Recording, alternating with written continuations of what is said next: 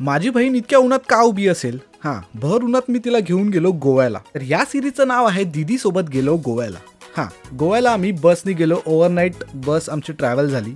खूप कंटाळा आला माझ्या दीदीला, चेहऱ्यावरून समजत होतं. ज्या ठिकाणी मी इथे उभा होतो तिथे आमचा मित्र घ्यायला येत होता, म्हणजे तुषार. हा माझा गोव्यातला मित्र आहे आणि हा आम्ही पहिल्यांदा ट्रेकिंगला भेटलो होतो. त्यानंतरला वहिनी आणि तुषार आम्ही बऱ्याच वेळा भेटलो.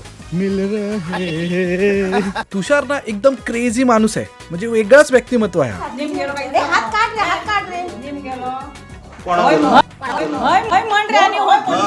आणि तुषारला एक सवय आहे की बाई जोक करायचं, म्हणजे कुठे पण असतो तो लाईफ एन्जॉय करतो. आणि मी त्या लग्नाला गेलो होतो आणि गोव्यातली परंपरा ना लग्नाची खूप सुंदर आणि एकदम भारी आहे.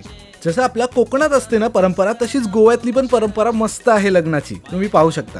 तर तुषार मला घ्यायला आला आणि तुषार राहतो मोर्जेच्या इथे. जाताना छत्रपती शिवाजी महाराजांच्या स्मारक पाहायला मिळालं.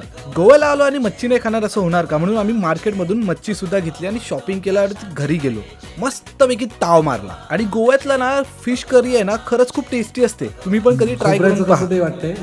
वेगळीच टेस्ट येते, एकदम वेगळीच. आपलं नॉर्मल आणि हे एकदम भारी. तुषार भावा, मी हे फोटो काय ऍड करतोय तुला पण माहिती आहे. अचानक मध्ये भयानक हा प्लॅन झाला होता आपला. नेक्स्ट पार्ट मध्ये आपण बघणार आहोत गोव्यातले काही मंदिरं, म्हणजे जुने मंदिरं आणि इतके सुंदर मंदिर आहेत ना ते त्या पार्ट मध्ये असणार आहेत.